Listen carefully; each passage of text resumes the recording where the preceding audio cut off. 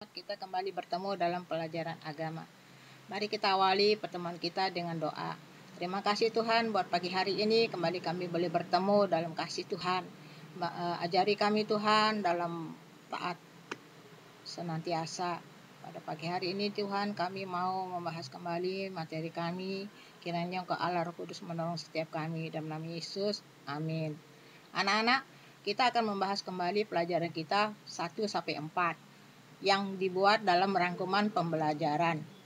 Pelajaran yang pertama adalah indahnya saat beribadah. Bacaan Alkitab kita di dalam Yeremia 7 ayat 28 dan Roma 13 ayat yang ketiga. Makna utama seluruh bentuk ibadah yang kita lakukan adalah sikap manusia kepada perintah-perintah Allah. Taat dalam kitab Yeremia 7 ayat 21-28 merupakan tindakan manusia yang rindu berjalan bersama dengan keinginan hati untuk menyembah dan melayani Allah. Sedangkan dalam Roma 12-15, Allah menghendaki manusia termasuk anak-anak taat dan patuh kepada sesama, saudara, pemerintah sebagai media Allah untuk mengatur bumi. Jadi ketaatan kepada pemerintah juga. Dan kita ada 3 langkah agar kita bisa taat kepada Allah menurut Yeremia 20 pasal 7 ayat 23-24 adalah A. Mendengar suara Tuhan. B. Mengikuti seluruh jalan yang diperintahkan. C. Memberi perhatian kepada Allah dan tidak mengikuti rancangan-rancangan manusia. Ibadah menjadi salah satu anugerah Allah kepada manusia karena dalam ibadah Allah memberi kita 1. Waktu dan kekuatan untuk beribadah. 2. Sikap dan tindakan yang benar untuk menyembah dan melayani Allah. Yang ketiga, kesempatan untuk mendengar firman Tuhan melalui khotbah. Yang keempat, dapat menjadi teladan bagi siapa saja. Sedangkan yang kelima adalah sukacita dan segala yang dibutuhkan dan kebahagiaan dalam Mazmur 65 ayat yang kelima. Sedangkan pelajaran yang kedua yaitu ibadah yang memuliakan Allah. Bacaan kita terdapat di dalam Yosua 24 ayat 14 dan Roma 12 ayat yang ke-6 dan 7. Ibadah adalah salah satu cara, baik melalui hati, pikiran maupun tindakan manusia sebagai bentuk syukur kepada dan taat kepada Allah. Dan kedua, respon manusia atas segala yang dilakukan Allah dalam hidupnya. Ketiga, pengakuan kita bahwa hanya Allah saja yang harus kita puji dan kita sembah dan kita layani. Yang keempat, pelayanan kita bagi Allah dengan menggunakan seluruh anggota tubuh dan talenta yang diberikan oleh Allah. Jadi seluruh kehidupan kita serahkan untuk hormat dan kemuliaan nama Allah dengan menggunakan segala talenta yang kita miliki. Penyembahan kepada Allah dengan hati, pikiran, dan tindakan yang tulus dan penuh kasih. Yang dilakukan di mana, kapanpun, dan dengan siapapun. Ya, jadinya kita menyembah kepada Allah itu dengan hati pikiran yang tulus. Tindakan juga tulus dan penuh kasih, bukan terpaksa. Yang ketiga, beribadah lewat sikap dan tindakan. Bacaan kita dalam Mazmur 54 ayat 8 dan Roma 12 ayat 1.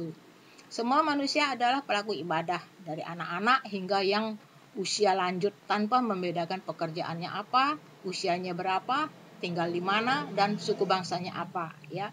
Ibadah adalah wujud syukur manusia kepada Allah, sebab manusia diciptakan Allah menurut gambar Allah.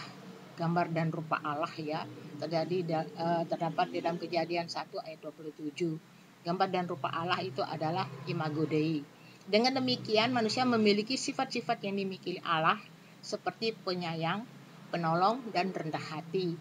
Jadi kita dibentuk dan dibuat oleh Allah memiliki sikap-sikap dan sifat-sifat Allah. Itu yang penting.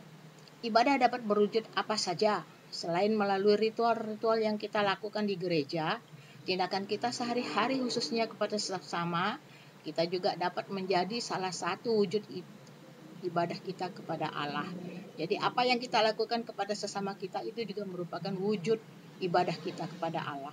Jadi kalau kita mau menyatakan wujud ibadah kita kepada Allah, jadi perbuatan-perbuatan baiklah yang kita harus lakukan. Sikap kita saat mengikuti ibadah di gereja atau persekutuan lainnya juga perlu diperhatikan, sehingga tidak menjadi batu sandungan bagi orang lain dan untuk kemuliaan nama Tuhan. Hal-hal yang perlu diperhatikan yaitu ibadah kita hanya untuk Allah, menghormatinya, memberikan hidup kita sebagai persembahan yang berkenan baginya, berbicara dan melakukan yang benar, dan selalu bersukacita. Jadi perkataan dan perbuatan itu harus selaras. Dan juga kita juga harus dinyatakan bersukacita senantiasa. Jadi dengan kita bersukacita, orang lain juga akan senang di sekitar kita ya, melihat wajah yang bergembira, wajah yang berseri-seri untuk hormat dan kemuliaan nama Tuhan. Sedangkan pelajaran keempat yaitu membangun kesetiaan kepada Tuhan. Dalam 1 Samuel 12 ayat 24 dan 1 Korintus 1 ayat yang ke-9. Setia kepada Tuhan atau faithful to God berarti 1. Sikap taat manusia kepada perintah Tuhan, tugas yang diperintahkan oleh wakil-wakil Tuhan di bumi, dan berpegang teguh pada janji-janji maupun pendirian kita untuk selalu mengikuti Tuhan.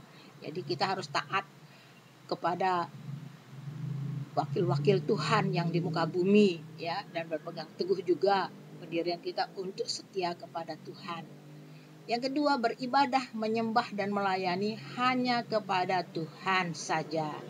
Setia kepada Tuhan penting dilakukan sebab Dia setia atas segala perkataan dan janjinya. Nah, Tuhan itu sangat setia ya, tidak pernah melanggar janjinya. Hal itu terbukti dengan Dia menjanjikan berkat-berkat yang tertulis dalam Ulangan 28 ayat 3 sampai 13. Namun jika manusia tidak setia kepada Tuhan, Dia akan marah. Kemarahannya itu tertulis dalam Ulangan 28 ayat 16 sampai 45. Jadi anak-anak, dalam Ulangan 28 ini terdapat berkat dan kutuk. Jadi yang mana kita mau pilih? Jika kita memilih berkat yang dalam ayat 3 sampai 13 itu, kita harus setia, membangun kesetiaan kepada Tuhan, ada komunikasi kepada Tuhan, ada persekutuan doa dan pembacaan kepada firman Tuhan. Untuk setia kepada Tuhan, kita patut meneladani Tuhan. Itu juga Abraham, juga Yusuf, tokoh-tokoh lain dalam Alkitab. Khususnya kita harusnya menjalin hubungan yang akrab dengan Tuhan, percaya sepenuh hati kepadanya, dan memiliki tekad untuk setia kepadanya. Jadi menjalin hubungan akrab dengan Tuhan itu ada dua ya, yaitu vertikal dan horizontal. Vertikal itu hubungan manusia dengan Allah dengan caranya membaca firman Alkitab dengan berdoa. Demikian pembahasan kita hari ini. Sekian dan terima kasih. Tuhan Yesus memberkati. Hari ini Bu Guru ada kirim kisi-kisi. Kiranya kalian semuanya belajar dengan baik dan selamat menempuh ulangan tengah semester. Kiranya Tuhan Yesus memberkati kalian semuanya. Mari kita tutup dengan doa. Terima kasih Tuhan Yesus. Marilah Engkau Allah Roh Kudus menolong setiap anak-anak-Mu dalam menghadapi ulangan semester pada hari Senin besok tanggal 12 Oktober Tuhan. Kau berikan hikmat akal budi kepada mereka, memberikan daya ingat yang tajam agar mereka dapat mengingat kembali apa yang telah mereka pelajari dan menjawab soal-soal dengan baik dan benar. Terima kasih Tuhan, berkati kami semua dalam nama Yesus. Amin. Selamat pagi, Tuhan Yesus memberkati.